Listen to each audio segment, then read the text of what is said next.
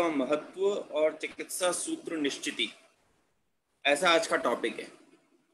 देखिए, ये टॉपिक केवल यही यूज नहीं होगा। आज हम जिसकी बात कर रहे हैं वह टॉपिक जो है वो चिकित्सा सूत्र निश्चिति में आपको हर जगह लागू होगा अगर आप उसको बहुत ध्यान से देखेंगे, और किस तरह से हम संहिता को पढ़ते हैं और किस तरह से हम उसको एलैबोरेट करते हैं, ये बहुत काम आएगा आपको आज। जो फर्स्ट स्लाइड है कि संप्राप्ति हम देख रहे हैं कि दूषित्वा रसम दोषः विगुणम हृदयं गता हृदय बाधा कुर्वन्ति हृदय रोगम प्रचक्षते, यानी कि जो रस है वह दूषित है। तो सबसे पहले तो हमको ये मान लेना चाहिए कि हृदय रोग में रस दूषित होता है, इसीलिए जो दूष्य, देखिए दोनों जो संप्राप्ति आई हुई है उन दोनों संप्राप्तियों में रस को विगुण बताया गया है।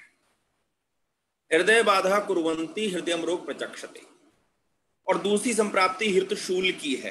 दैट इज हृतशूल जो है उसको मॉडर्न वाले जो हैं वो एंजाइना पेक्टोरिस कहते हैं, पर मैं कोई नाम नहीं दूंगा, हम हृतशूल को हृतशूल ही रखते हैं। उसमें वो क्या लिख रहे हैं कि कफ पित्त अवरुद्धस्तु मारुतो रस मूर्छिता, यानी कि कफ और पित्त के द्वारा अवरुद्ध और रस के द्वारा मूर्छित मारुत हृदयस्थ कुरुते शूलम, हृदय में स्थित होकर शूल की उत्पत्ति करता है, और जब हम सांस छोड़ते हैं तब वह बहुत ज्यादा अवरोध फील कराता है। स हृतशूलम आख्यातो, तो उसको हम क्या कहते हैं? हृतशूल कहते हैं। और जो किसके द्वारा संभव है? रस मारुत, रस, और वो किसके द्वारा? रस मारुत। यानी कि यहाँ पर आपने एक चीज को बहुत अच्छी तरीके से समझ लेना है कि रस जो है वो विगुणता को प्राप्त होता है, और जब वो विगुणता को प्राप्त होता है तो वह हृतशूल उत्पन्न करता है, वह एंजाइना पेक्टोरिस उत्पन्न करता है, वो मायोकार्डियल इंफार्क्शन उत्पन्न करता है, वह कोरोनरी ब्लॉकेज उत्पन्न करता है, वो आर्टेरियल फिब्रिलेशन उत्पन्न करता है, वह ब्रेडिकार्डिया उत्पन्न करता है, वह ट्रैकीकार्डिया उत्पन्न करता है। तो जो मेरे लिए इन दो चीजों में महत्व है कि एक तो रस, कि भाई रस जो जाएगा हार्ट में वो कैसा होगा? विगुण होगा, और वह विगुण रस जो है वो कैसा कैसा होगा? तो उसके लिए अवस्थाएं बताई गई, वात दुष्ट रस, पित्त दुष्ट रस और कफ दुष्ट रस, ये तीन ही अवस्थाएं हो सकती हैं।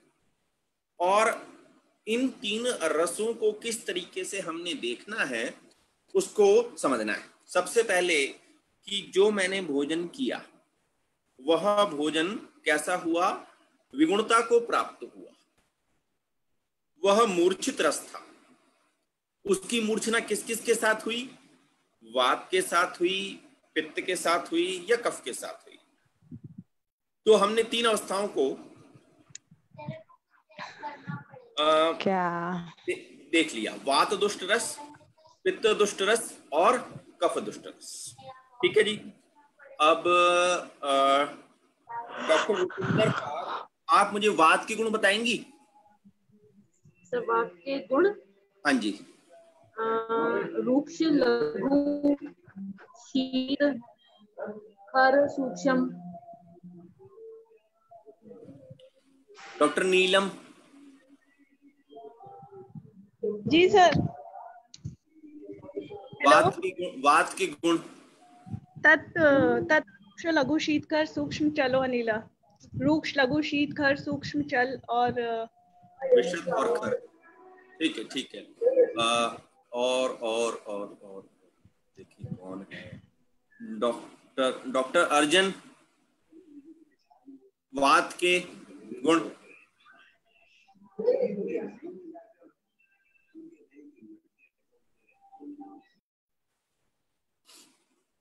सर रूक्ष शीत लघु सूक्ष्म चलवत विषदम खर। Very good. अच्छा, अब अपने आप मुझे कोई बता सकता है कि रस के गुण कौन कौन से होते हैं?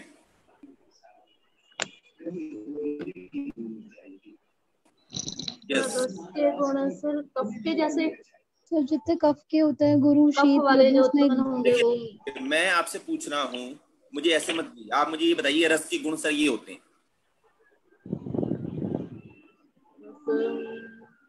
देखिए चलिए ठीक है, ये देखिए इस स्लाइड को देखिए, इस स्लाइड में है वात गुण और रस गुण। तत्र रूक्षो लघु शीता सूक्ष्म चलो अत विशदा खरा, ठीक है। और नीचे रस के गुण हैं, रस के 9 गुण हैं। द्रव स्निग्ध शीत गुरु मंद सर पिच्छल सूक्ष्म और मृदु। कितने हो गए? कितने गुण हो गए? 9 हो गए, ठीक है जी। अब हमको क्या करना है कि ये तो हमको मालूम पड़ गया कि क्योंकि रसवहानाम स्त्रोत्साम हृदयम मूलम महास्त्रोच्च, प्राणवहानाम स्त्रोत्साम हृदयम मूलम रसवहानाम स्त्रोत्साम महामूलम दश्च धमन्य, प्राणवहानाम स्त्रोत्साम हृदयम मूलम महास्त्रोच्च। और हमने ये देखा कि अल्टीमेटली प्रेरणन तभी हो पाएगा। रस का काम क्या है? प्रेरणन। प्रेरणम जीवनम लेपः स्नेहो धारण पूर्णम। तो प्रेरणन का मतलब क्या होता है कि अन्य धातुओं को पोषित करना और स्वयं भी पोषित रहना। तो जो रस के गुण हैं वो 9 बताए हमने, द्रव स्निग्ध शीत गुरु मंद स्वर पिच्छल सूक्ष्म और मृदु। अब मैं क्या करूंगा, पहला गुण उठाऊंगा, ठीक है जी। यहां तक आपको सबको समझ में आई ये बात? ये क्लियर हो गया वात गुण और रस गुण? Yes sir. Yes sir. Clear है? ठीक है। Yes sir. अब हमको क्या करना है, क्योंकि हमको मालूम है कि विगुण रस हार्ट में पहुंच रहा है, जिसके कारण वो प्रेरणन का कर्म जो है वो अच्छी तरीके से नहीं कर पा रहा, और मेरे पास पेशेंट आता है, तो किस तरीके से संप्राप्ति का निर्माण होगा उसको हम देखेंगे। अब मैं क्या कर रहा हूं, नेक्स्ट स्लाइड देखिएगा।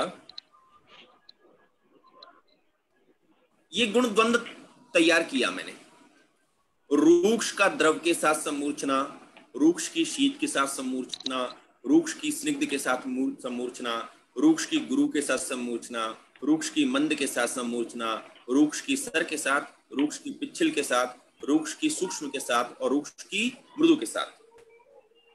ये 9 समझ में आया आपको गुण द्वंद्व? हाँ जी हाँ। देखिए हमने क्या किया कि सबसे पहले वात के गुण लिए और रस के गुण लिए। वात के गुण थे 7, ये हमने 6 लिए, ठीक है। और 9 गुण जो हैं वो किसके हैं? रस के। रस के।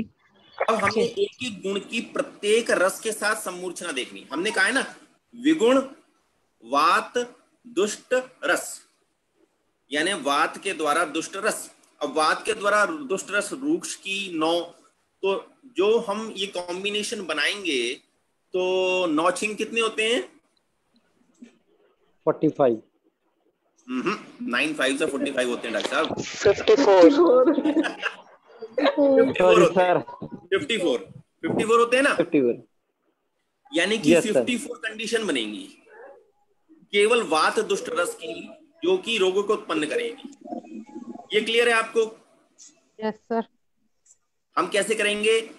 मैंने ये आपको गुणद्वंद्व किसका बताया? केवल रूक्ष का। रूक्ष का। फिर हम उसके बाद लघु का लेंगे, लघु द्रव, लघु स्निग्ध, लघु शीत। फिर शीत का, फिर शीत का लेंगे, शीत द्रव, शीत स्निग्ध, शीत शीत, शीत गुरु, शीत मंद। समझ में आ रहा है ये बात? Yes sir. ठीक है। अब हमने पहला एक प्रैक्टिस करने के लिए एक पहला उठाया हमने, कौन सा? रूक्ष। तो मैंने रूक्ष को द्रव के साथ, रूक्ष को शीत के साथ, रूक्ष को स्निग्ध के साथ, इस तरह से 9 छिंग 54 54 कंडीशन पैदा होंगी।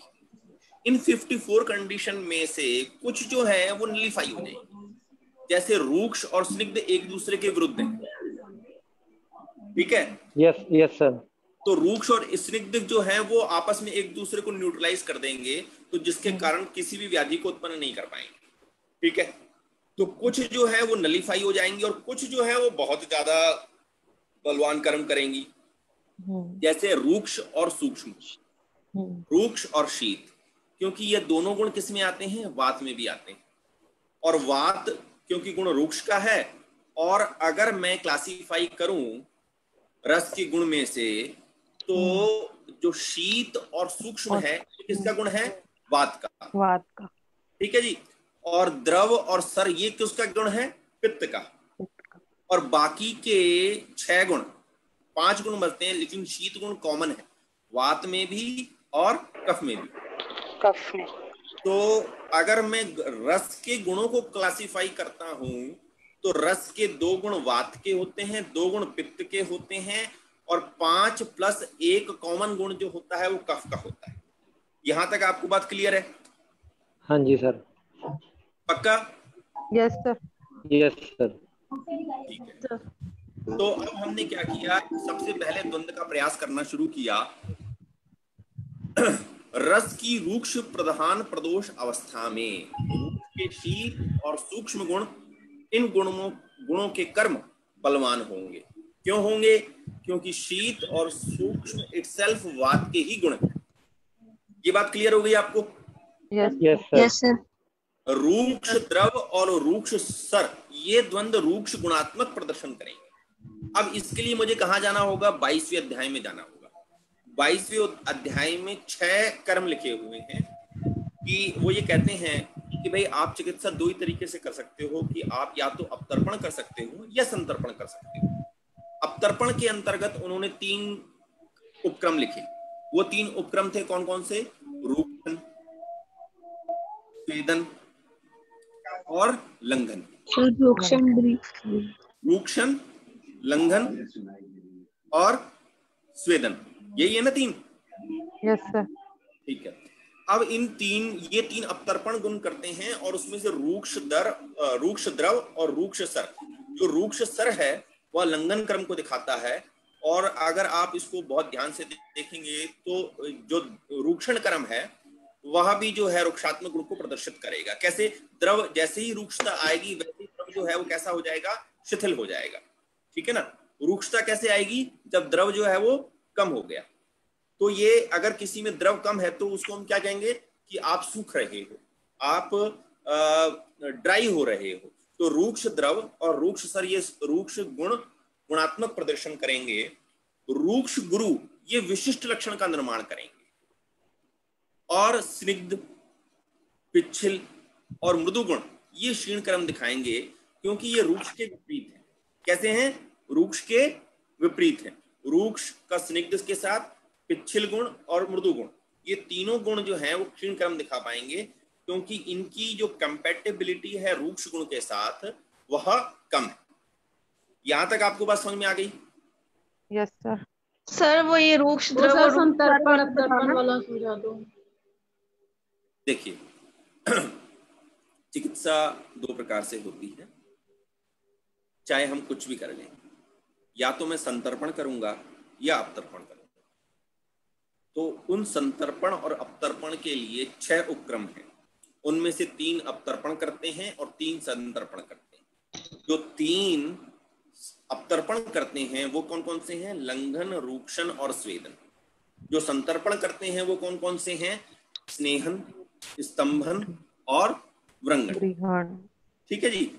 तो अब हमने अपतर्पणात्मक जब अवस्था आ रही है वात के कारण, क्योंकि अपतर्पण ही होगा, तो रूक्ष द्रव और रूक्ष सर, अगर इन 6 उपक्रमों, अभी ये लक्षण आएंगे, मैं आपको बताऊंगा कि किस तरीके से रूक्षण होता है और किस तरीके से लंघन होता है। उसमें ये द्रव और सर दोनों गुण आएंगे। लंघन जब करोगे तो लंघन में सर गुण आता है, और यही डिफरेंस है लंघन और रूक्षण में। ऑलमोस्ट रूक्षण और लंघन के जो गुण हैं वो एक समान है। एकमात्र डिफरेंस ये है कि लंघन जो होता है वह सर होता है, जबकि जो रूक्षण होता है वह सर नहीं होता है, यानी अनुलोमन को स्थिर होता है। रूक्ष और गुरु विशिष्ट लक्षण का निर्माण करेंगे, और स्निग्ध, पिच्छिल और मृदु गुण जो होते हैं उनकी कंपैटिबिलिटी रूक्ष गुण के साथ नहीं बैठती, इसलिए वो क्षीण क्रम दिखाएंगे। यहां तक क्लियर है आपको? Yes sir. ये गुण स्निग्ध, पिच्छिल, मृदु गुण का भी बताना है। स्निग्ध, पिच्छिल, मृदु गुण, देखिए रूक्ष का उल्टा क्या होता है? स्निग्ध। अगर आपकी त्वचा ड्राई हो जाए तो आप उसको क्या करेंगे? स्निग्ध करेंगे ना। तो जिसको आप उल्टा, जो उसका शत्रु है, आपको रूक्ष के विरुद्ध ही स्निग्ध की चिकित्सा, रूक्ष की चिकित्सा क्या है? स्निग्ध। तो उसकी कंपैटिबिलिटी रूक्ष और स्निग्ध आपस में मिलकर कोई व्याधि उत्पन्न नहीं कर सकते। क्यों? क्योंकि अगर रूक्ष और स्निग्ध आपस में हैं तो वो एक दूसरे को ही नष्ट कर देंगे। पिच्छिल और मृदु भी क्योंकि स्निग्ध की कैटेगरी में ही ऑलमोस्ट आते हैं, उनका जो महाभौतिक संगठन है वो भी कैसा है? ऑलमोस्ट स्निग्ध के जैसा है। इसीलिए स्निग्ध, पिच्छिल और मृदु गुण जो है वो क्षीण क्रम दिखाएंगे। Is it clear? Yes sir. Clear है? जिसने यस पूछा? सर। ओके, नेक्स्ट चलो। हाँ जी सर। अब हम पहला लेते हैं, रूक्ष और शीत। ये पहला सम्मूर्छन है। तो जब रूक्ष जो है शीत के साथ जुड़ता है तो वो स्तंभन का कार्य करता है। किसका कार्य कर रहा है? स्तंभन का कार्य। रोक्ष्यात्, शैत्यात्, कषायत्वात्, लघुपाकात् च स्तंभनम, शार्ङ्गधर संहिता में आप देखिएगा। तो जब रूक्ष और शीत मिलते हैं तो वो क्या करते हैं? स्तंभन करते हैं। ये देखिए नीचे लिखा हुआ है, शीतम मंदम लक्षणम रूक्षम सूक्ष्म द्रव्यम स्थिरम यद्द्रव्यम लघु च उद्दिष्टम प्रायः तत् स्तंभनम स्मृतम। शीत है और रूक्ष है। दिख रहा है आपको? दोनों गुण देखिए, दिख रहे हैं? Yes sir. दिख रहे हैं ना? Yes yes sir. तो रूक्ष और शीत मिलकर क्या कर रहे हैं? स्तंभन। क्लियर है ये बात? यानी हृदय में स्तंभता रूक्ष और शीत के कारण उत्पन्न हो रही है इस संप्राप्ति में। Is it clear? Yes sir. ठीक। Yes sir. अब रूक्ष और सूक्ष्म देखिए। रूक्ष जो है, हम ये मानते हैं कि रूक्ष जो होता है वो स्तंभन कर देता है, और रूक्ष जो है वो शोषण करता है, और सूक्ष्म क्या करता है? स्त्रोतों का विवरण करता है। क्या करता है? स्त्रोतों का विवरण। तो रूक्ष के द्वारा हो रहा शोषण। सर विवरण का मतलब क्या हुआ? स्त्रोतों को डायलेशन ऑफ द स्त्रोतस। Okay sir. स्त्रोत को डायलेट कर देना। ठीक है? तो शोषण प्लस विवरण इज इक्वल टू पाटनवत पीड़ा। अब देखिए, कोई रूक्ष वस्तु है और विवरण हो रहा है। ये देखना आप मेरा हाथ, इस तरीके से। तो जब भी कोई रूक्ष वस्तु है, ये आप समझ लीजिए हार्ट है, ये रूक्ष हो गया। अब आपने उसको डायलेट किया। ये जब डायलेट होगा, किसी भी रूक्ष वस्तु को आप खींचोगे तो कैसी पाटनवत पीड़ा होती है। कैसी पीड़ा हो रही है? Yes sir. पाटनवत पीड़ा। Yes sir. इस तरीके से खींचोगे आप, दैट इज पाटन। ठीक है? एक तो बेचारा सूख गया, शोषण हो गया। अब आपने उसको विवृत करना शुरू किया सूक्ष्म के कारण। तो क्या हुआ? शोषण प्लस विवरण इज इक्वल टू पाटनवत पीड़ा। यानी कि वातज हृदय रोग में एक तो हृदय स्तंभ आया था, वो किसके कारण आया? रूक्ष प्लस शीत के कारण। जब रूक्ष प्लस सूक्ष्म के कारण समूर्छना हुई तो रूक्ष स्तंभन करता है, रूक्ष शोषण करता है, और सूक्ष्म विवरण करता है। तो जब शोषण प्लस विवरण हुआ तो हार्ट में पेन होने लगा। पहला पेन कौन सा हुआ? पाटनवत पीड़ा। क्योंकि आप सिर्फ क्या समझते हो कि मैं क्या करता हूं कि भाई एक ही प्रकार की पीड़ा नहीं है। पाट्यते, आयम्यते, स्फुद्यते, तुद्यते, उद्वेष्टनवत पीड़ा, ये अलग अलग प्रकार की पीड़ाएं हृदय में होती है और वो हमको समझनी पड़ेंगी। तो शोषण प्लस विवरण इज इक्वल टू पाटनवत पीड़ा। समझ में आ रहा है आपको? Yes sir. ठीक है। अब रूक्ष वस्तु का जब आप विस्तारण करते हो, रूक्ष वस्तु को आप खींचो मत, आप उसको विस्तारित करना शुरू करो। जब वो फूलना शुरू होगा ना, तो एक ब्लड कैपिलरी आप देखिए। इस ब्लड कैपिलरी को आपने क्या किया कि पहले तो ये इलास्टिक थी, अब आपने इसकी इलास्टिसिटी खो दी, पर इसको आपने विस्तृत करना शुरू किया तो स्फोटनवत पीड़ा होगी। कैसी पीड़ा होगी? स्फोटनवत, यानी कि फूटने जैसी, यानी कि एकदम वो फटेगा और ब्लड कैपिलरी फट जाएगी। ब्लड कैपिलरी का फटना और खींचना, ये दो अलग अलग चीजें हैं, इसको बड़े ध्यान से देखना। रूक्ष प्लस गुरु।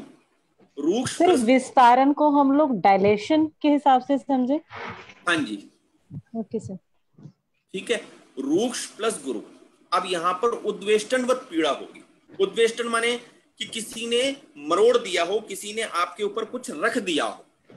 ठीक है ना? कैसा होगा, हार्ट के ऊपर ऐसा लगा है किसी ने भार रख दिया, कोई गुरु, गुरु माने आपने पत्थर लिया और रख दिया। तो आप अक्सर कहते हो ना कि तुम क्या जानो, मैं अपने दिल पे पत्थर रख के बैठा हूं। तो पत्थर रख के जो बैठा है इसका मतलब रूक्ष plus Guru is equal to उद्वेष्टनवत। तो आपने कहना है कि अच्छा आपको उद्वेष्टनवत पीड़ा हो रही है।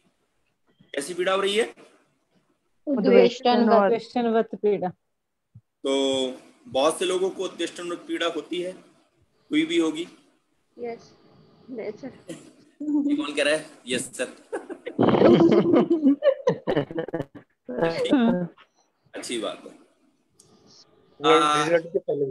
रूक्ष प्लस शीत को मैंने देखा, रूक्ष प्लस सूक्ष्म को देखा। तो अब आप है ना एक बार अपने दिमाग में लाओ कि वातज हृदय रोग में कौन कौन से लक्षण होते हैं। 17 लक्षण हमने गिनाए थे, आपको गिनाए थे। कितने लक्षण गिनाए थे आपको वातज हृदय रोग में? 19 कि 17? आपने कफ के गुण याद नहीं किए, ये क्या याद करना है आपने? 5 symptoms बताइए। ठीक है, रूक्ष और सूक्ष्म।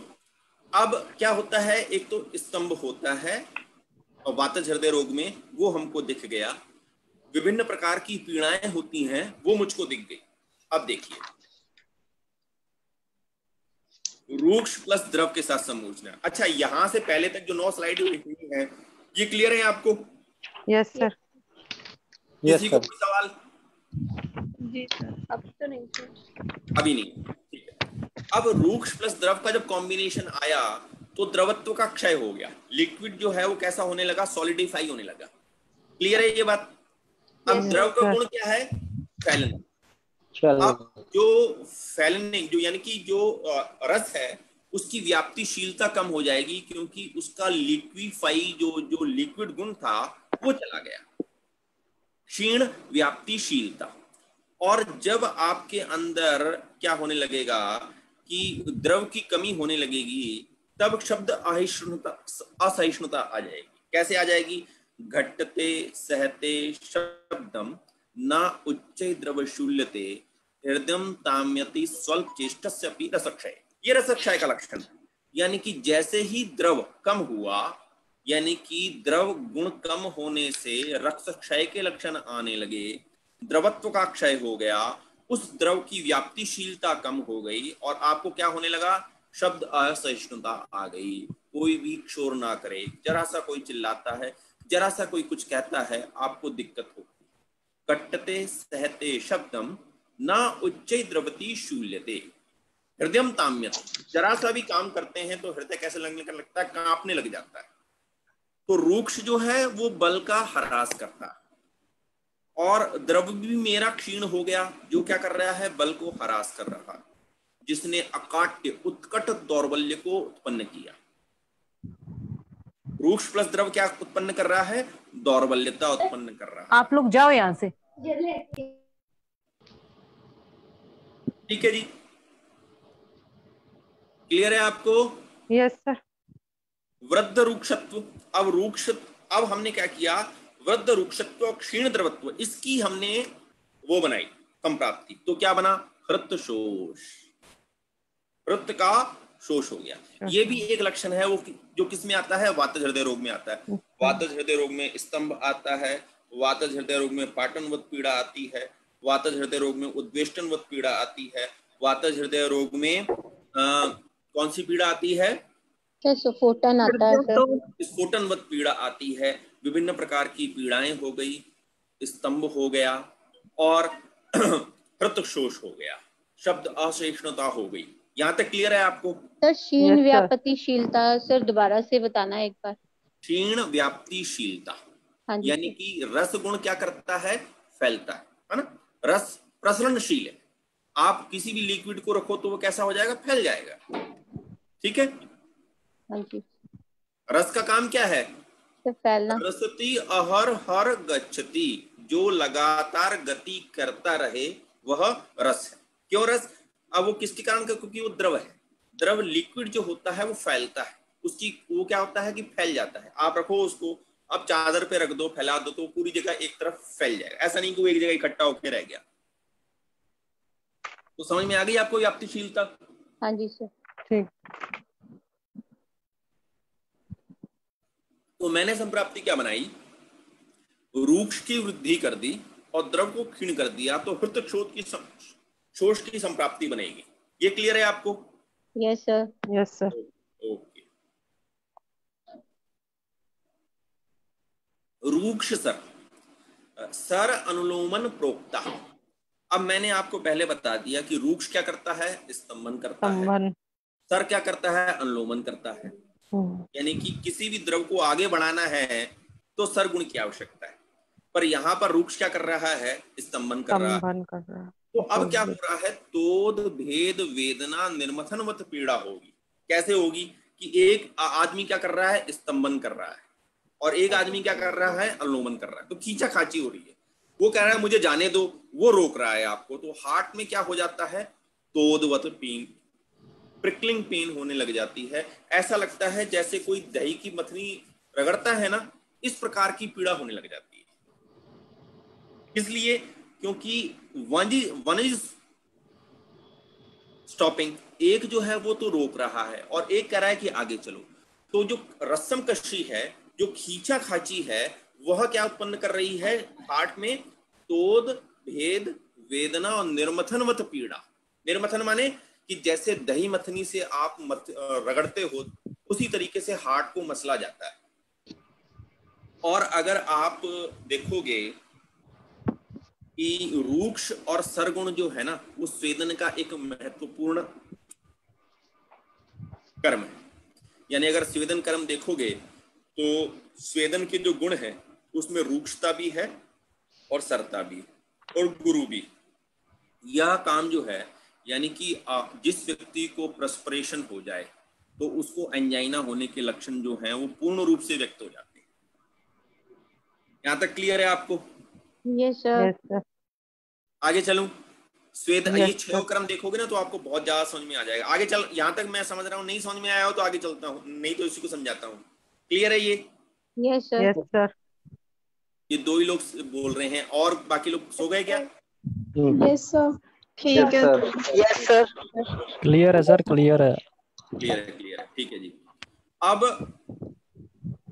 क्षीण स्निग्धत्व। अब हमने कहा था स्निग्ध, पिच्छल और मृदु ये अपने कर्मों को कम उत्पन्न कर पाएंगे, क्योंकि रूक्षता थी। तो स्निग्ध गुण क्या करता है, वृश्यता उत्पन्न करता है।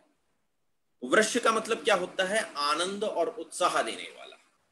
और जब वृश्य गुण कम हो जाता है, देन यू फील फियर, भय की प्रतीति होती है। वैचित्यम अर्ति ग्लानि, ये वैचित्य अर्ति ग्लानि क्या होता है? वैचित्य अर्ति ग्लानि क्या होता है? सर बेचैनी।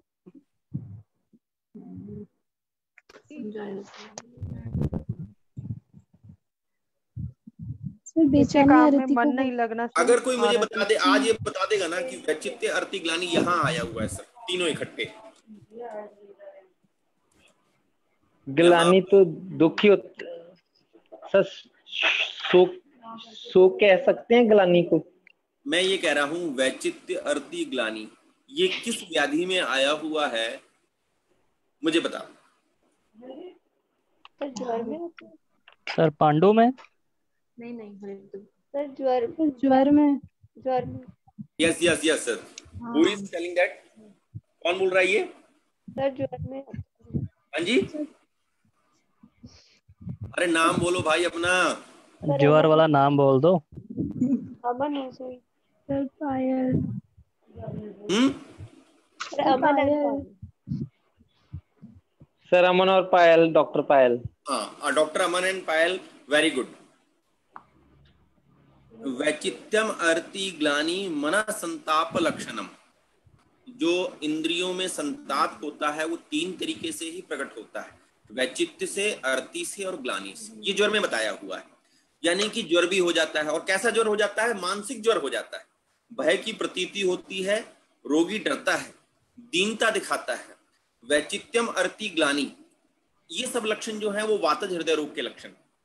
हृत शून्यता, not feeling the article and ventricle, ये एक आइनेजिया की प्रॉब्लम भी जो है वो, क्योंकि गति को आपने स्तंभ कर दिया तो जो फिल होना चाहिए ब्लड एट्रियम में और वेंट्रिकल में, वो एक आइनेजिया की कंडीशन जो है वो उत्पन्न हो गई, दैट इज कॉल्ड हृदय शून्यता।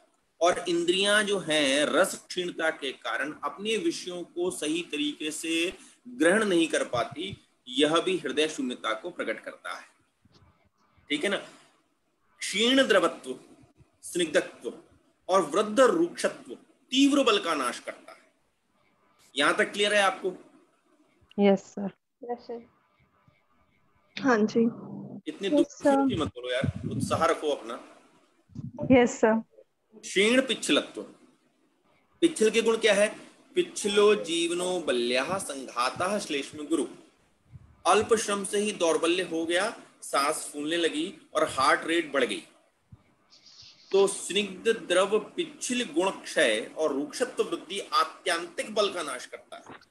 रोगी कुछ भी जरा सा भी एक कदम नहीं चल पाएगा, लेटा रहने की इच्छा रखेगा। नेक्स्ट, क्षीण मृदुत्व, मार्दव का नष्ट हो गया। हृदय जो कैसा है, एक सॉफ्ट ऑर्गन है। हमेशा ये माना जाता है कि हृदय जो है वो कैसा है, मात्रज अवयव, माँ जैसा दिल है उसके पास। और उसकी मार्दव क्रिया जब नष्ट होने लग जाती है तो गत्यात्मक विकृति के विविध लक्षण उत्पन्न होते हैं। अब मुझे गत्यात्मक विकृति के विविध लक्षण कैसे उत्पन्न होंगे ये बता दिए कोई।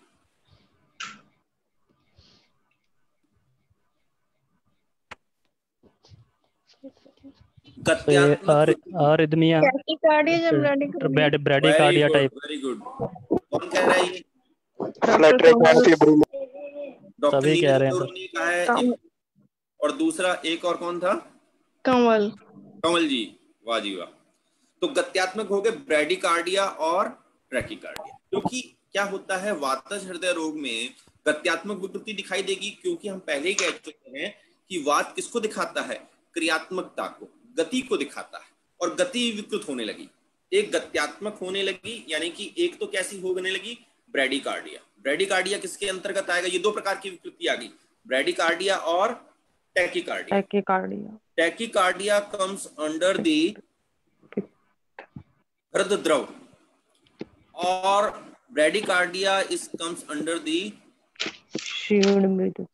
हृदय स्तंभ। ठीक है, ब्रैडीकार्डिया किस में आएगा? हृदय स्तंभ में। और टैकीकार्डिया किस में आएगा? हृदय द्रव में। चक्रपाणी ने इसको दर और दारदरिक नाम दिया और योगेंद्र नाथ सेन ने इसको हृदय द्रव नाम दिया। तो दो प्रकार की विकृति उत्पन्न हुई, एक तो हृदय द्रव उत्पन्न हुआ और एक हृदय स्तंभ उत्पन्न हुआ। हृदय स्तंभ को अपन ने क्या कहा? ब्रैडीकार्डिया। और टैकीकार्डिया को हमने क्या कहा? हृदय द्रव। तो जब हृदय द्रव जो है उसमें क्या होता है कि जैसे आर्टेरियल फिब्रिलेशन है, एट्रियल क्या नाम है उसका, एट्रियल फिब्रिलेशन, हाँ फिब्रिलेशन है, और फ्लटर हाँ फ्लूटर है, एट्रियल फ्लूटर है, और टैकीकार्डिया, वीटी और वीएफ। सर सभी अरिथमिया के सारी टर्मिनोलॉजी इसी में आ जाएगी। और एक और मुझे याद नहीं आ रही वो सुप्रावेंटिकुलर और एसवीटी, ये जितने भी है ना जो जिसमें गति बढ़ जाती है, दैट इज टैकीकार्डिया के अंतर्गत है। ठीक है ना, उसको हमने हृदय द्रव नाम दे दिया। और जहां पर एसिस्टोलिक कंडीशन हो जाए, जहां पर की गति खो ही ना, उसको हमने ब्लॉक्स टाइप, हाँ ब्लॉक टाइप, एवी ब्लॉक जिसको आप कहते हो। ठीक है ना, एक मिनट में आपको बताता हूँ। I will tell you right bundle branch block types. एक मिनट रुको ना।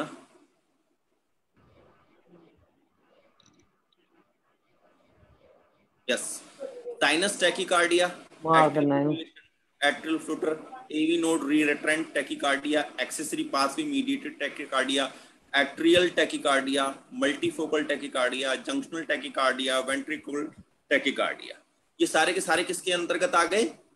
हृदय द्रव। ठीक है ना। अब और वो एवी ब्लॉक जो है या एसिस्टोल है, ये सारे किसके अंतर्गत आ गए? श्लथन करता और कपाट स्नायु, यानी कि हृदय के किसी लिगामेंट में या कपाट में कोई दिक्कत आ रही है, कपाट को अंग्रेजी में क्या कहते हैं? वॉल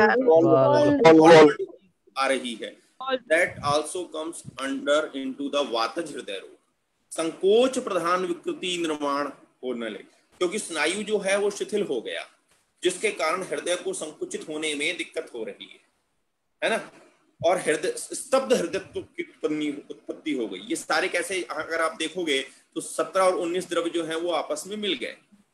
अब मुझे और ये जितने भी लक्षण आए, इस पर मुझे औषधि की एक योग्य योजना बनानी है। यहाँ तक क्लियर है क्या? 14 तक?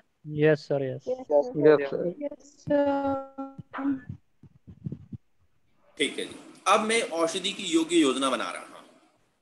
तो मैंने ये तय कर लिया कि भाई एक तो वात प्रधान वापस आ गया, फिर मैं गुणद्वंद का विचार करूंगा, फिर विरुद्ध गुणात्मक द्रव्यों से चिकित्सा करूंगा। वात विरोधी द्रव्य चाहिए मुझे एक, दूसरा कि वो रसपाचक होना चाहिए। वात विरोधी होने के साथ क्या होना चाहिए? रसपाचक, क्योंकि रस मूर्छित वात है, वात का तो विरोध करना ही है, लेकिन वो रस के साथ जुड़ा हुआ है, तो पहले मुझे रस का पाचन करके वात का विरोध करना होगा। यहां तक क्लियर है ये चार चीजें? वात प्रधान स्त्रोतोदुष्टि है, गुणद्वंद का विचार मैंने कर लिया, और विरोधी गुणात्मक द्रव्यों से चिकित्सा करूंगा, ठीक है, और वात विरोधी एवं रस पाचक द्रव्यों का उपयोग करूंगा। ये क्लियर है आप लोगों को? Yes sir. हाँ जी सर, हाँ जी, यस सर। इसको क्लियर नहीं है?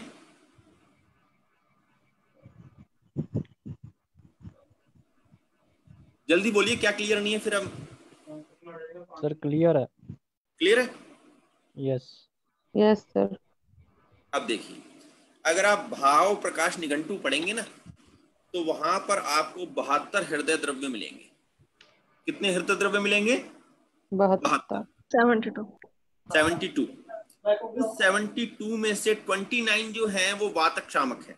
अजमोदा, शतपुष्पा भेद, पाषाण भेद, चक्रमर्द, रसोन, पलांडु, विडलवण, चुक्रम, कर्पूर, कस्तूरी, जातिफल, त्वकपत्र, उशीर, शिवनाक, शालपर्णी, पाठा, करनी, तुलसी, दमनक, आम्र, नारंग, बदर, प्रियाल मज्जा, जंबीर, मातुलुंग, अम्लवेतस, दाड़िम और जंबीर।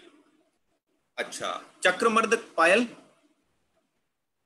चक्रमर्द का बॉटनिकल नेम क्या है?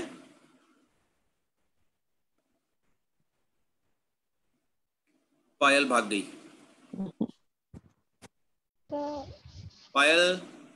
पायल, अंकिता, नीरा, अगर कोई प्रेजेंट हो तो कोई बता सकता है इन 22 के 29 के बॉटनिकल नेम। और चक्रमर्द इज केसिया टोरा। दाड़िम, Punica granatum sir. Very good, very good, very good. जातिफल, Myristica fragrans. Myristica fragrans. शालपर्णी,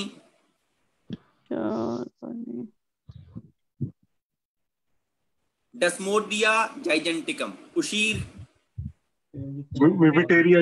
Vetiveria zizanioides. Very good. पाठा, टिटिविया नर्वुला। Tinospora cordifolia. Tinospora cordifolia. Cissampelos pareira. पाठा। तरुणी, तरुणी, रोजा सेंटिफोलिया। तुलसी, Rosa centifolia. Ocimum sanctum. Ocimum sanctum. कर्पूर, Commiphora Mukul. नहीं, कॉमीफोरा में कुल क्या है? गुगुलू हो गया। गुगुलू हो गया। अच्छा अच्छा, देखो अब ये सब कुछ पढ़ना पड़ेगा। अब आपका काम है ये, मुझे नहीं देखना है। लाइट नहीं है बेबी, नीचे जा तुम अपना।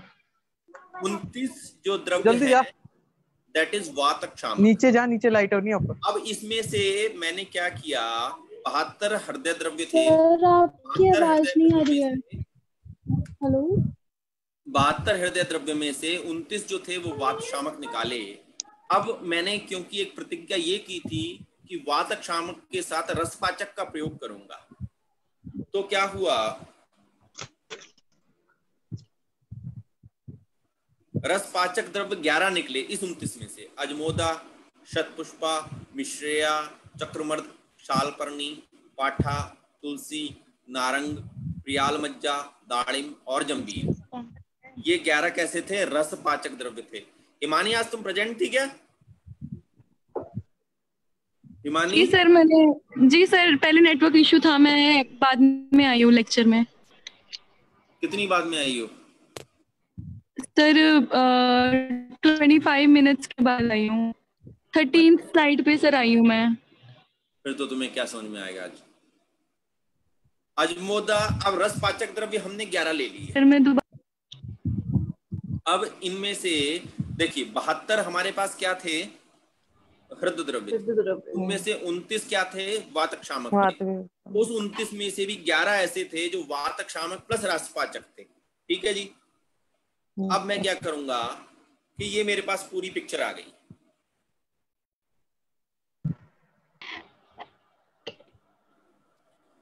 रूक्ष शीत द्वंद से लक्षण उत्पन्न हुआ स्तंभ तोड़। रूक्ष शीत का उल्टा क्या होगा? स्निग्ध और उष्ण। और उसके लिए जो मैं औषधि प्रयोग करूंगा वो क्या करूंगा? जंबीर, प्रियाल और शतपुष्पा। ये क्लियर है आपको?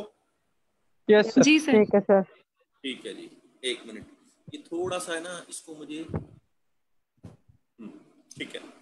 रूक्ष और सूक्ष्म ये लक्षण उत्पन्न कौन कौन से करेंगे? स्तंभ, पाट्यते, स्फोटयते, आयम्यते। रूक्ष और सूक्ष्म के खिलाफ, रूक्ष का उल्टा स्निग्ध हो गया, सूक्ष्म का उल्टा स्थूल हो गया, तो उसके खिलाफ जो उत्पन्न होगा वो क्या होगा? शालपर्णी और प्रियाल। रूक्ष और गुरु शूल उद्वेष्टन उत्पन्न करेंगे, यानी कि किसी ने भार रख दिया हो। रूक्ष का उल्टा स्निग्ध, गुरु का उल्टा लघु, दाड़िम, जंबीर और शतपुष्पा। रूक्ष तीक्ष्ण प्रतिशोष उत्पन्न करेगा। स्निग्ध और मृदु इसके खिलाफ लड़ेंगे, नारंग और प्रियाल मज्जा। केवल रूक्ष वृद्ध हुआ, प्रतिशोष उत्पन्न हुआ, स्निग्ध यूज करूंगा, दाड़िम और जंबीर।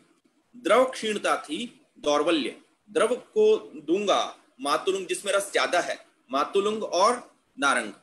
रूक्ष वृद्ध था लेकिन उसके द्वारा हृतशोष उत्पन्न न होकर तोद और भेद उत्पन्न हुआ। गुणद्वंद क्या हुआ? रूक्ष का उल्टा स्निग्ध लूंगा, लेकिन अब मैं स्निग्ध, दाड़िम, जंबीर ना लेकर मातुलुंग और अजमोदा लूंगा। सर क्षीण था, उसके कारण मेरे को हृतक्षूल, एंजाइना होने लगा और प्रस्पिरेशन होने लगा। मैं सर गुण का प्रयोग करूंगा, जंबीर और चक्रमर्द। क्षीण पिच्छल था, हृदय द्रव होने लगा, पैल्पिटेशन होने लगा, टैकीकार्डिया होने लगा और बहुत ही कमजोरी महसूस कर रहा हूं। पिच्छल गुणद्वंद का प्रयोग करूंगा, शालपर्णी, प्रियाल मज्जा और तुलसी बीज। और क्षीण मृदु था, स्तब्धता और दौर्बल्य की स्थिति में आ गया, और मृदु गुण का प्रयोग करूंगा, शालपर्णी और प्रियाल। मेरे तो ऊपर से जाता। ठीक है जी। ठीक है सर।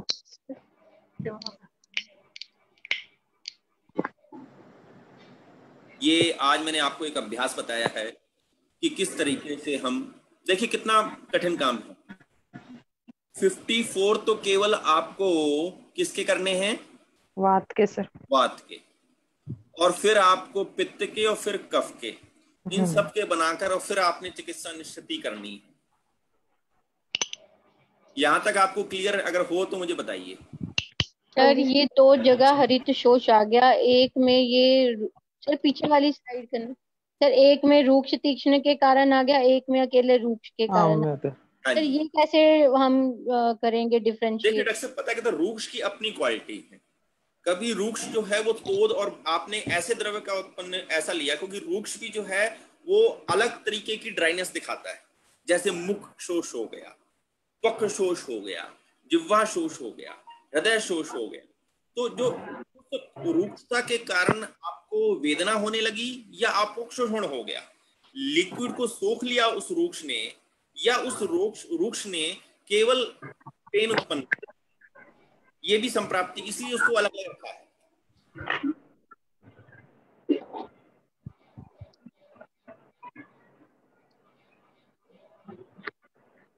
यहां तक आपको क्लियर हो गया होगा। अब तो अब प्रमोह की अवस्था आ गई है हमारी। हाँ जी सर, प्रमोह की अवस्था आ गई। प्रमोह हो गया। सर इसकी तो अभ्यास करना पड़ेगा। हाँ जी सर, आम्यता। हाँ, आम्यता मतलब क्या होता है कि देखिए, स्तंभ माने रुक गया, पाट्यते माने आप उसको फाड़ने लगे, आया माने पूरी तरीके से डायलेट हो गया, कार्डियोमेगेली, विस्फार, विस्फार, वृत्त विस्फार।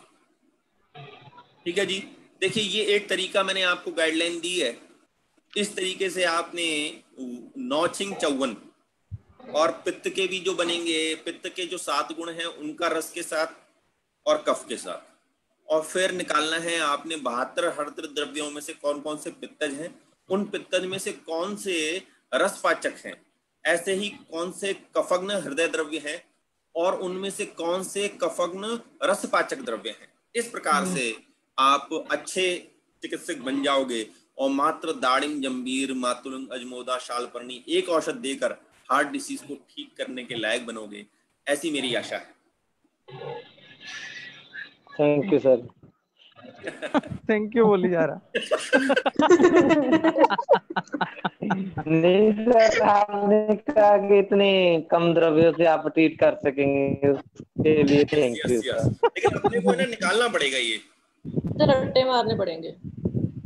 देखिए सबसे पहले तो क्या करना पड़ेगा, याद होना चाहिए, क्योंकि अपन कहते हैं ना कि आपको सबसे पहले तो हाथी के लक्षण मालूम होने चाहिए कि वो बहुत बड़ा भारी प्राणी होता है, उसके दांत होते हैं जो बाहर निकले हुए होते हैं, एक सूंड होती है, तो पहले आपको याद होना चाहिए। फिर वो जब आपके सामने आ जाएगा तब आपको मालूम पड़ेगा हाँ ये तो हाथी है, ठीक है ना। तो याद होना पहले जरूरी है, फिर उसके बाद धीरे धीरे जो है आपकी प्रैक्टिस बनेगी। पर ये अभ्यास है संहिता को करने का और संहिताओं को पढ़ने का, ठीक है ना। क्योंकि आप अक्सर क्या पढ़ते हो कि आपने देखा होगा कि 3 ही लक्षण वातज हृदय रोग में बताए गए हैं, पर आपको लगा होगा यार तो देखो संहिता में कितना कम वर्णन है। अगर आप इसको खोलना स्टार्ट करोगे ना, अगर मैं केवल रूक्ष शीत पे ही करूं तो हम 4-5 घंटे बात कर सकते हैं और खत्म नहीं होगा। पर ये आपने अभ्यास करना है। मेरा काम था आपको गाइडलाइन देना, वो मैंने दे दी, ठीक है जी। सो लीव करता हूं मैं। कोई क्वेश्चन आपने पूछना हो तो पूछ सकते हैं। पढ़ना पड़ेगा तो एक बार पढ़ के दोबारा ये तो सर एक बार समझना पड़ेगा, एक बार दोबारा से पढ़ना याद पड़ेगा, करना पड़ेगा, उसके बाद ही होगा। सर से कुछ पूछ सकता सर? सर पूछिए। हाँ जी हाँ जी। हाँ सर, ये आपने जो रसपाचक के कंटेंट बताए हमें, ये किस गुण के कारण ये रसपाचक है, ये आप बताइए। थोड़ा जोर से। कौन? डॉक्टर दिनेश बोल रहे हैं? जी सर, जी सर। आपने दिनेश जी पूछिए, क्या पूछ रहे हैं? आपने तो 74 हमें हृदय द्रव के बीच में, अगर 29 हमारे रसपाचक औषधियों का जिक्र किया सर। नहीं डॉक्टर दिनेश, 29 जो थे वो वात नाशक द्रव्य थे, उनमें से 11 हमारे रसपाचक रसपाचक थे। हाँ जी सर, इसमें किन गुण के कारण हम लोग इसको रसपाचक कह रहे हैं, अब ये बता सकते हैं? डॉक्टर साहब ये तो आपको पता करना पड़ेगा, ये बहुत आसान क्वेश्चन है, इस सवाल का जवाब मैं नहीं दूंगा। ज्यादातर इसमें सर अम्ल रस प्रधान औषधियां हैं कुछ। देखो वो तो अम्ल हृदय नाम इसलिए यूज कर रहे हैं ना हम तो।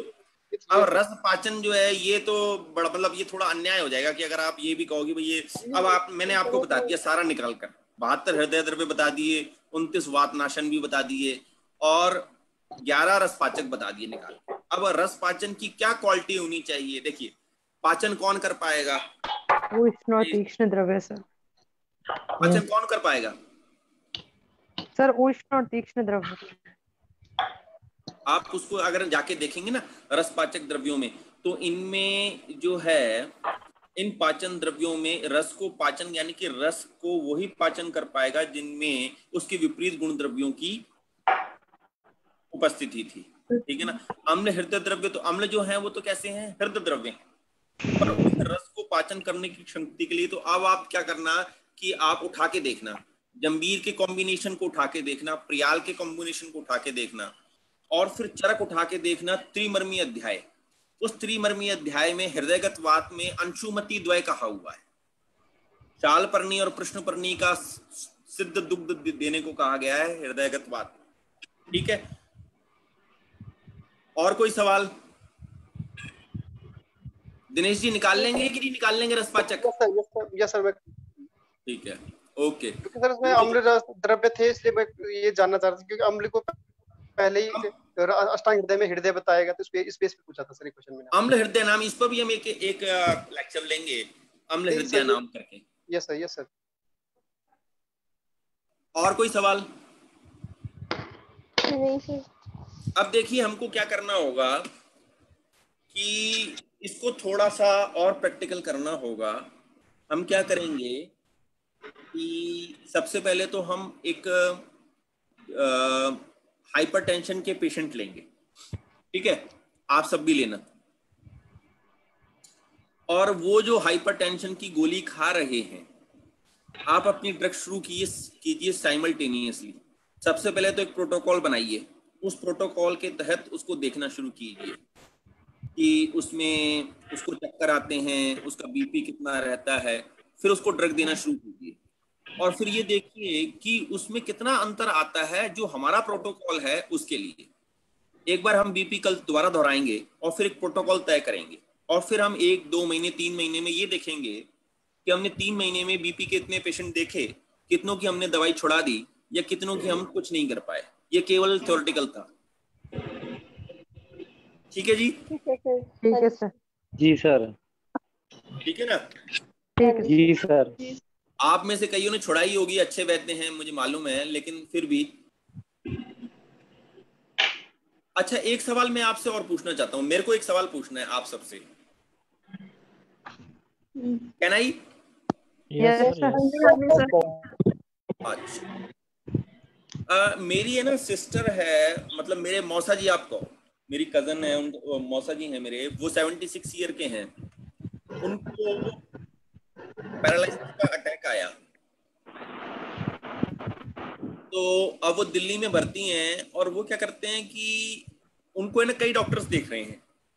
जैसे अगर उनका क्रिएटिनिन बढ़ा हुआ आया तो किडनी वाला डॉक्टर आया, और न्यूरोलॉजी का डिपार्टमेंट है वो अलग देख रहा है, और वो ये कहते हैं कि जो वो है, क्या नाम है इसका, मेडिसिन वाला है वो अलग है। तो मेरी सिस्टर जब जाती है वो कहता है कि भाई आप है ना ये बात जो प्लेटलेट कम हो रही है, ये बात जो है वो आप मेडिसिन वाले से पूछो, मेरे से मत पूछो। मेरा काम जो है वो, because I am a neuro specialist, तो मेरा काम इतना ही है कि मैं न्यूरोलॉजी की बात बता पाऊंगा। ऐसा ही किडनी स्पेशलिस्ट कहता है और ऐसा ही मेडिसिन वाला कहता है। तो मुझे एक बात ये समझ में नहीं आती कि क्या ये ठीक है कि जो है न्यूरोलॉजी वाला ये बात कह के पल्ला झाड़ लेगी, मुझे और चीजों की बात समझ में नहीं आती। नहीं सर। नहीं सर, गलत बात है। नहीं, कौन ऐसा, मतलब ठीक है सर, क्योंकि हम इस बात को वो कहते हैं ना कि भाई एक वो तो कह देता है कि भाई मुझे कोई कुछ मतलब नहीं है कि भाई क्या दिक्कत हो रही है। अगर वो, मैं तो इतना बता सकता हूँ कि दिमाग में जो चल रहा है उसका क्या सिस्टम है। तो क्या हम भी ऐसे ही करेंगे कि अगर जरा सा हो जाए, जैसे अगर मैं वात स्पेशलिस्ट हो जाऊं तो पित्त का कोई लक्षण आए तो मैं मना कर दूं कि भाई मैं तो पित्त देखता ही नहीं। सर दोष तो नहीं, बट सिस्टम के अकॉर्डिंग तो स्पेशलिस्ट बन सकते हैं आयुर्वेदिक डॉक्टर्स। नहीं बनेगी बात। बट सर होलिस्टिक अप्रोच कैसे हो जाएगी कि आपने अपने मतलब अगर एक ऑर्गन हम ये कह चुके हैं कि एक धातु से दूसरी धातु जो है होती है, और एक सिस्टम से दूसरा सिस्टम इफेक्ट होता है, तो मैं पकड़ के बैठ गया, दूसरे सिस्टम के लिए मुझे दूसरा आदमी चाहिए। सर आयुर्वेदिक डॉक्टर तो नहीं कर पाएगा। नहीं, ये उनकी भी मुझे समझ में नहीं आई ना, क्योंकि वो तो पल्ला झाड़ लेते हैं। ये मैंने उनके पास ऑप्शन नहीं है कोई। नहीं, मतलब इतना तो उनको ज्ञान होता होगा कि यार मेरी बात समझ में आ रही है कि प्लेटलेट क्यों कम हो रहे हैं, तो उसको भी समझ में आती होगी क्योंकि न्यूरोलॉजिस्ट है वो। सर वो इंटरफेयर नहीं करते एक दूसरे के बीच में। सर ये मेरे साथ तो सर हर किसी के विजिटिंग चार्ज कैसे पड़ेंगे फिर? और सर बात क्लैश भी कर जाएगी, वो डॉक्टर कुछ समझाएगा, वो कुछ और समझाएगा। सर ये मेरे साथ तो कल प्रैक्टिकल एक्सपीरियंस हुआ है सर डीएमसी में। अच्छा सर उनको लगा कि ये डॉक्टर है, ये थोड़ा सा मतलब अपना बता रही है, तो उन्होंने मुझे मना कर दिया कि आप भी मुझे इसके बारे में नहीं है। गैस्ट्रो वाले के पास थे अंदर, मैंने यूरोलॉजी का, उन्होंने कहा कि आप एक बार उनसे कंसल्ट लो। नहीं, जैसे कि मैं आपसे एक सवाल पूछता हूँ कि सर अगर भाई मैंने आपको कहा कि वर्टिगो जो है वो 2 प्रकार से उत्पन्न हो सकता है हाइपरटेंशन में। एक तो लिवर से भी उत्पन्न हो सकता है और किडनी से भी उत्पन्न हो सकता है। लिवर से जो है वो वर्टिगो ज्यादा उत्पन्न होता है, तो यानी कि और एक्चुअली में द प्रॉब्लम इज द जो हाइपरटेंशन है that is the problem of cardiologist, ठीक है। तो जब अगर कार्डियोलॉजिस्ट की प्रॉब्लम है और अगर वर्टिगो लीवर के द्वारा उत्पन्न हो रहा है तो वो उसको ट्रीट नहीं करेगा, क्योंकि वो कहेगा कि आप इसको गैस्ट्रोएंटरोलॉजिस्ट के पास ले। और अगर किडनी के कारण हो रहा है तो फिर उसको कहेंगे कि भाई आप यूरोलॉजिस्ट, नेफ्रोलॉजिस्ट, है ना। बिल्कुल सर। तो इसका मतलब ये है कि हाइपरटेंशन ट्रीट ही नहीं होगा। नहीं सर, नहीं होगा सर। मुझे तो सारे आपकी बातों से यही लग रहा है कि पैसे कमाने के तरीके आते हैं सर। सर मैं इसमें कुछ बोलना चाहूंगा। हाँ जी सुदीप जी। एक्चुअली सर होता क्या है, जैसे मैं जॉइंट पेन के पेशेंट देखता हूँ तो जो कोई पेशेंट मेरे पास बोलता है कि मुझे हाइपरटेंशन है तो मैं उसका मैं मना कर देता हूँ कि मैं ट्रीटमेंट नहीं, मैं पेशेंट नहीं हाइपरटेंशन के। लेकिन अगर कोई पेशेंट जॉइंट पेन का आता है, साथ में उसका हाइपरटेंशन होता है या कोई और डिजीज होती है तो हम साथ में ट्रीटमेंट करते हैं। ओके ठीक है। नहीं, जो चीजें इंटर रिलेटेड है सुदीप जी। जी जी। मान लीजिए कि मैंने आपको जैसे एक उदाहरण दिया कि वो लिवर के कारण हाइपरटेंशन आ रहा है, वर्टिगो आ रहा है, जी जी, तो किसको ट्रीट कौन करेगा? कार्डियोलॉजिस्ट ट्रीट करेगा कि जो गैस्ट्रोएंटरोलॉजिस्ट ट्रीट करेगा? सर मेडिसिन सर उन्होंने तो सिम्टोमेटिक मेडिसिन देनी है इसमें, और तो कुछ भी नहीं करना। यस। अब जब सिम्टोमेटिक की देनी है तो फिर वो क्यों बदल रहे हैं भाई लोगों? आप देखो किसी के यहाँ भी जाओ, क्योंकि सर बस बन जाते हैं ना, इसलिए। मैंने ये देखा है जैसे कि अगर किसी को प्रोस्टेट होता है ना तो वो एक यूरीमैक्स नाम की दवाई आती है। जी सर। और वो आप कहीं भी चले जाओ, मतलब आप लुधियाना डीएमसी दिखाओ, आप रोहतक पीजीआई दिखाओ और आप मेदांता दिखाओ, वो उनको यूरीमैक्स ही देनी है। ये यूरीमैक्स मुझे मालूम है और ये यूरीमैक्स किसी को भी मालूम है। फिर उनका क्या मतलब, क्या है, क्या मतलब उसका अंतर हुआ? और अगर आप ज्वाइंट के देखते हैं तो आप क्या मानते हैं कि ज्वाइंट जो है वो गैस्ट्रो से अलग है? नहीं सर, बिल्कुल है, बिल्कुल अलग नहीं है, जुड़ा हुआ है। जुड़ा हुआ है ना। मान लीजिए जो श्लेषक कफ जो आ रहा है, जो घुटने में रस की कमी हुई है साइनोवियल फ्लूइड की, तो अगर मैं अभी आपको, मेरे ख्याल से नीरज अरोरा जी, योगेश बंसल जी और इन्होंने मेरी क्लास अटेंड, मतलब सेमिनार अटेंड किया हुआ है उस पर, न्यूरोलॉजी पर, तब हमने दांतवाग्नि से शुरू हुए थे हम। जैसे आपको कंडरा निर्माण करनी है, आपको स्नायु निर्माण करना है, तो वो आपको हेपेटोलॉजिस्ट बनना पड़ेगा। आपको शोथ को कम करना है तो आपको यूरोलॉजिस्ट बनना पड़ेगा। तो इसका मतलब ये है कि या तो मैं कुछ ना बनूं या मैं सब कुछ बनूं या कुछ ऑलराउंडर बन जाऊं। नहीं, ऑलराउंडर नहीं। मेरा कहना ये है कि आप अपने आप को वात पित्त कफ और बेसिक कंसेप्ट पर, और वो जहां लगे वहां लगाइए, ठीक है ना। अब जैसे हमने हृदय में वात पित्त कफ लगाया, आप स्टमक में चला जाइए। अब मैं स्टमक का स्पेशलिस्ट हो गया, तो स्टमक का उर्दू भाग कफ, मध्य भाग पित्त और पक्वाशय ये बात, यही क्लियर है कि नहीं? जी, अब ये बदल गया, वात पित्त कफ तो हर जगह सेम है। बिल्कुल सर, क्लियर है ना। आप कहीं भी ले जाओ, आप घुटने में ले जाओ तो 7 धातुएं हैं, आप अमाशय में ले जाओ तो 7 धातुएं हैं, आप पक्वाशय में ले जाओ तो 7 धातुएं हैं। ये जो एक मतलब सुदीप जी से भी मेरी एक बार बात हुई थी, तो उन्होंने कहा था कि मैं जो है वो एक स्पेशलिस्ट बनना चाहता हूँ। तो मैंने उनको कहा था कि आप स्पेशलिस्ट, मतलब जो ये थ्योरी है ना, वो एक बहुत गलत थ्योरी है और वो आदमी को घुमा के रख देती है। अब आप इसके पास जाओ, फिर आप इसके पास जाओ, फिर मल्टीपल ऑर्गन फेलियर होता है, फिर जाने के पास जाओ, ऐसा समझ में नहीं आता। सही है। तो बेसिक कंसेप्ट मेरा ख्याल है हमको अच्छे रखने चाहिए अपने। वात पित्त कफ पर आपका कमांड बहुत अच्छा हो, 3 गुण, 7 धातु, 3 गुण, नहीं मार नहीं खाएंगे आप, ऐसा मेरा मानना है। जी सर, बिल्कुल। अगर कोई आज भी, मतलब अगर कोई अभी भी ना, मतलब नहीं मानता हो तो अपन बहस कर सकते हैं। बात एक्चुअली सर उसमें क्या होती है, सर मेरे पास एक कल फोन आया पेशेंट का और उसने बोला कि डॉक्टर साहब आप क्लिनिक कहाँ पे है। मैंने क्लिनिक में एड्रेस बताया, फिर वो हमसे बोला कि सर आपकी फीस कितनी है। तो मैंने उससे क्रॉस क्वेश्चन किया कि आपको प्रॉब्लम क्या है। सर मुझे ये, उसने बताया कि सर मुझे पेशाब में वो दिक्कत हो रही है। मैंने कहा मैं देखता ही नहीं, जो आदमी फीस पूछ रहा है वो इलाज क्या कराएगा मुझसे। सही बात। ठीक है, तो सर ऐसी बोलिए सर, बोलिए। आप है ना, आप मुझे मेरे ख्याल से मोस्ट ऑफ द पार्ट में लोग मुझे अग्निकर्म स्पेशलिस्ट के रूप में मानते हैं। मैं मानता था पहले। हाँ जी, पहले मैं मानता था, पर अब नहीं पहला मानता। मानते थे, अब नहीं। अब नहीं मानते सर, अब हम सुपर स्पेशलिस्ट मानते हैं सर को। अब सर आप ऑलराउंडर में।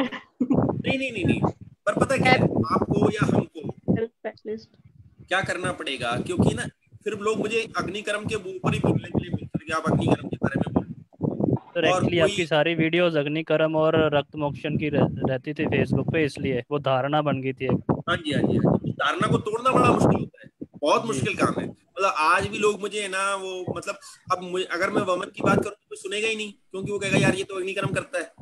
बिल्कुल सर। लेकिन चिकित्सा सूत्र के अनुसार अगर गृदसी का आप देखिए, गृदसी का किसी को मालूम है कि वो क्या है?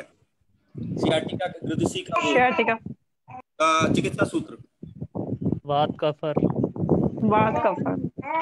अंतरा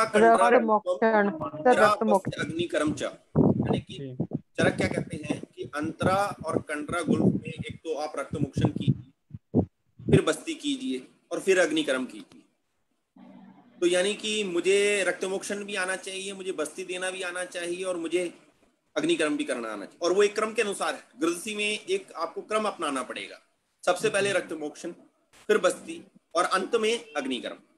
ये क्रम दे रखा है उसने, अंतरा कंडरा गुल्फम सिरा बस्त अग्निकर्म च। तो यहाँ पर किसी ने ये भी नहीं कहा कि आपको रक्त मोक्षण स्पेशलिस्ट बनना है, या मतलब लोग बनते हैं, कपिंग स्पेशलिस्ट होते हैं, कुछ अग्निकर्म स्पेशलिस्ट होते हैं, परंतु इससे बात बनेगी नहीं। और मैंने काफी सोचा, और वो सोचकर मुझे ये मानना है कि आप बेसिक पर टिके रहो, फिर चाहे कोई अवयव आए चाहे कुछ आए। मैं क्षार सूत्र भी कर दूंगा, मैं वमन भी करा दूंगा, क्योंकि वो अवस्था के आधार पर है। बेसिक कंसेप्ट क्लियर है कि अगर वात हो तो बस्ती, पित्त हो तो विरेचन और कफ हो तो वमन। It's so simple. बिल्कुल सर। आज देर हो गई काफी, ठीक है, थैंक यू वेरी मच। करते हैं। Thank you sir.